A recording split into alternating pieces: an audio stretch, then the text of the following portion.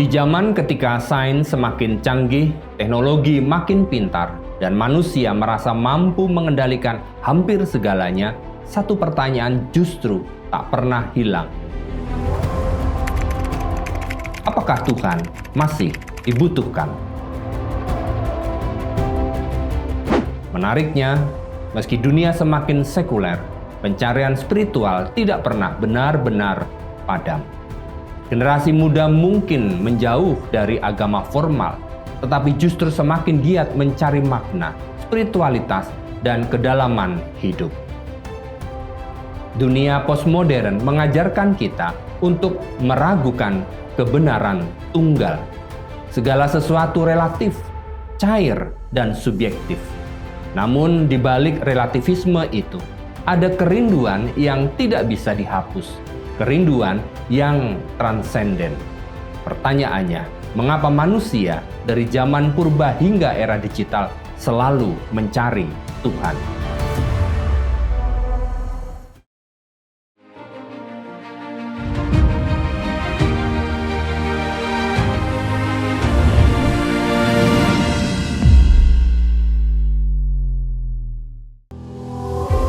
Berjumpa kembali di channel Ikatan Kristen Nusantara.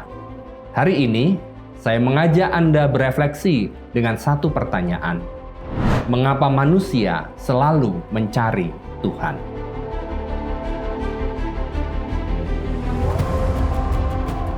Mari kita menengok melalui lensa iman, refleksi teologis, dan pergumulan nyata di era postmodern. Mari kita masuk dalam sebuah pertanyaan. Mengapa manusia selalu mencari Tuhan?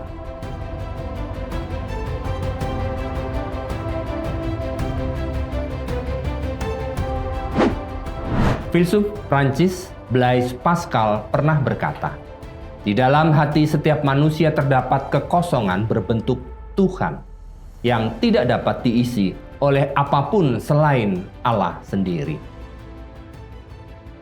Pertanyaan ini terasa semakin relevan di era kontemporer. Banyak anak muda memiliki akses terhadap segalanya, namun tetap merasa hampa. Kekosongan eksistensial itu tidak hilang hanya dengan hiburan, pencapaian, atau popularitas. Postmodernisme mengkritik agama sebagai meta-narasi besar yang dianggap menindas. Namun ironi muncul ketika narasi besar dibongkar, manusia justru kehilangan pijakan. Tanpa kebenaran yang kokoh, identitas menjadi rapuh. Inilah sebabnya generasi muda terus berpindah dari satu ideologi ke ideologi lain, dari satu komunitas ke komunitas lain, mencari rumah bagi jiwanya. Dalam perspektif teologis Kristen, pencarian akan Tuhan bukanlah kecelakaan sejarah. Pengkhotbah 3 ayat 11 menyatakan bahwa Tuhan telah menaruh kekekalan dalam hati manusia.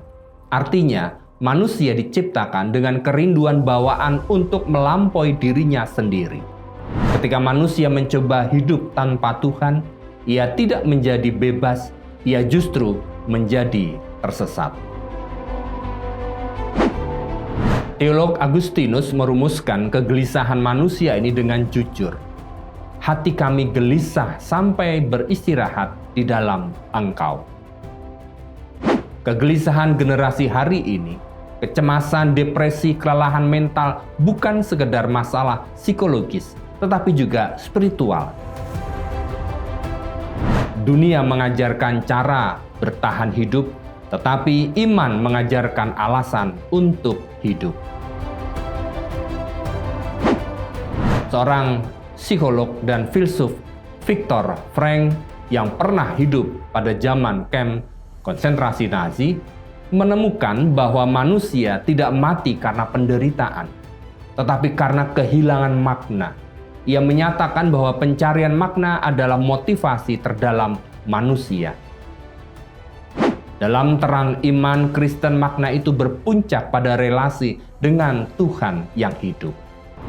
Yesus di dalam Injil Matius 11 ayat 28 berkata, "Marilah kepadaku semua yang letih lesu dan berbeban berat. Aku akan memberi kelegaan kepadamu.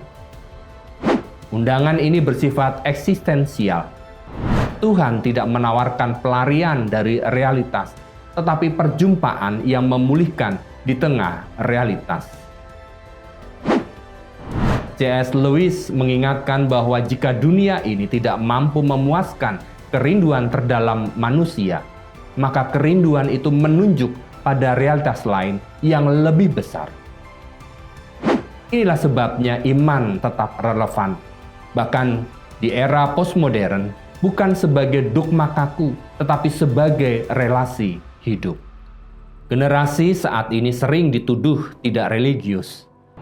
Namun yang sebenarnya terjadi, mereka menolak kemunafikan, bukan Tuhan. Mereka alergi pada agama yang kehilangan kasih, tetapi terbuka pada iman yang otentik. Disinilah gereja dan orang beriman dipanggil untuk menghadirkan Tuhan bukan sebagai konsep abstrak, melainkan sebagai kehadiran yang mengasihi. Pada akhirnya, manusia selalu mencari Tuhan karena ia diciptakan untuk Tuhan.